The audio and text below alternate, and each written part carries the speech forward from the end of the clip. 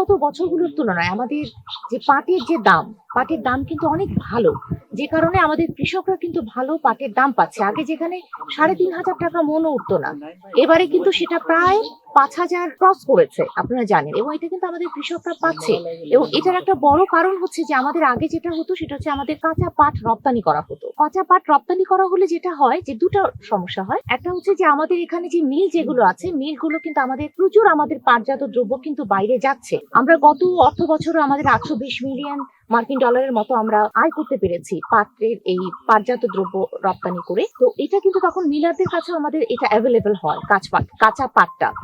আর আরেকটা হচ্ছে যে যখন এটা মিলাররাও এটা কাজ করে, তখন কিন্তু আমাদের যারা পাটের চাষি আছে, কৃষক যারা আছে, তারাও কিন্তু দামটা ভালো পায়। এটা কিন্তু আপনারা দেখছেন। আর আমরা আশাবাদী, যেমন স্যার একটু আগেই বললেন যে আমাদের মাননীয় মন্ত্রী ওনারও একটা কমিটমেন্ট ছিল। আপনারা খেয়াল করবেন যে গত পাট দিবস যেটা আমাদের হয়েছে গত মাসের 6 মার্চে পাট দিবসে কিন্তু উনি এটা ডিক্লেয়ার করেছেন যে আমাদের পাট বীজের ক্ষেত্রে আমরা যেরকম পার্শ্ববর্তী দেশের উপরে আমরা অনেকাংশে নির্ভর করছি, এটা যাতে আমার নির্ভরশীলতা কমিয়ে আনা যায়। তার ঠিকই বলেছেন, মাননীয় মন্ত্রী বলেছেন যে আমরা রাতারাতি এটা কমাতে, মানে এটা রাতারাতি তো উন্নতিটা হবে না, এটা হবে একটা সময় লাগবে।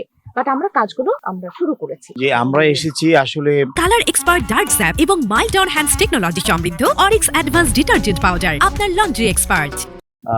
আজকে এই নীলফামারী জেলার একটা প্রাচীনতম প্রতিষ্ঠান দারোয়ানি টেক্সটাইল মিল পরিদর্শনী। মিলটি যদিও বন্ধ, বর্তমান সরকার মাননীয় প্রধানমন্ত্রী জনাব তারেক রহমানের নেতৃত্বে আমরা আমাদের সরকারের এই সময়ের মধ্যেই, আপনারা জানেন যে আমরা গত নির্বাচনে আমাদের নির্বাচনী ইশতেহারে এবং মাননীয় প্রধানমন্ত্রী নির্বাচনী কমিটমেন্ট ছিল সারা বাংলাদেশে যে সমস্ত প্রতিষ্ঠানগুলো বন্ধ আছে, বিশেষ করে আমাদের মন্ত্রণালয়ের টেক্সটাইল মিল বা জুট মিল, এইগুলো চালুর ব্যাপারে আমাদের যে কমিটমেন্ট ছিল সেই লক্ষ্যে আমরা কার্যক্রম শুরু করেছি। তার ধারাবাহিকতায় আজকে আমরা এখানে এসেছি মিলটি পরিদর্শনের জন্য।